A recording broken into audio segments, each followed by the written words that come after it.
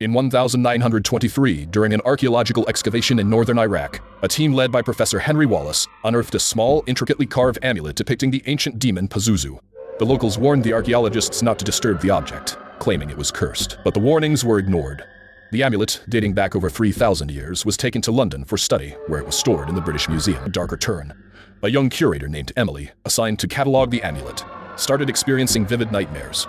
In her dreams, she would find herself in a desolate desert, with winds howling around her. She woke to find strange symbols etched into her bedroom walls, as if carved by invisible hands. Her health deteriorated rapidly, and she became increasingly paranoid, claiming that something was watching her. A few weeks later, Emily was found dead in her apartment. Her body was contorted in an unnatural position, and her face was frozen in a mask of sheer terror. Authorities were baffled, as there were no signs of forced entry or struggle. The room was covered in sand, though there was no source for it. The only clue was a single footprint near her bed, too large and strange to belong to any human. After Emily's death, the museum staff grew increasingly fearful of the amulet. Several employees resigned, refusing to work in the same building as the artifact. Those who stayed began to report hearing growls in the dead of night, accompanied by the constant feeling of being watched.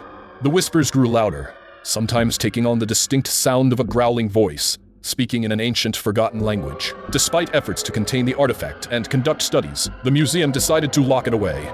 A decision was made to seal the amulet in a lead-lined box and place it in a secure vault, hoping to contain whatever evil was associated with it. But the haunting didn't stop there.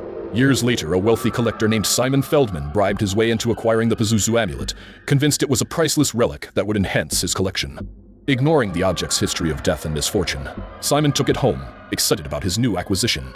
Within days, his family began to experience unexplainable phenomena.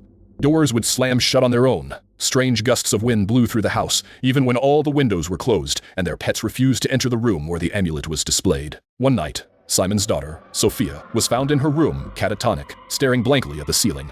When she finally spoke, she described seeing a creature with the face of a lion, talons like an eagle, and a serpent's tail, watching her from the corner of her room. She said its eyes burned with a hatred she could feel in her bones. Simon, now terrified, tried to get rid of the amulet, but no one would take it. Desperate, he contacted an occult expert who told him that the amulet was not just cursed, it was a conduit for Pazuzu himself, and the demon had been slowly awakening through the object. Before Simon could act, tragedy struck. He was found dead in his study, just like Emily, his face twisted in horror, the same unnatural footprint left in the dust beside him. His family fled the house, leaving behind all their possessions, including the cursed amulet. It disappeared soon after, but rumors persisted that it was still out there, passing from one unsuspecting owner to the next. To this day, the Pazuzu Amulet remains a mystery. Enjoyed the content? Make sure to hit that like button and subscribe to the channel.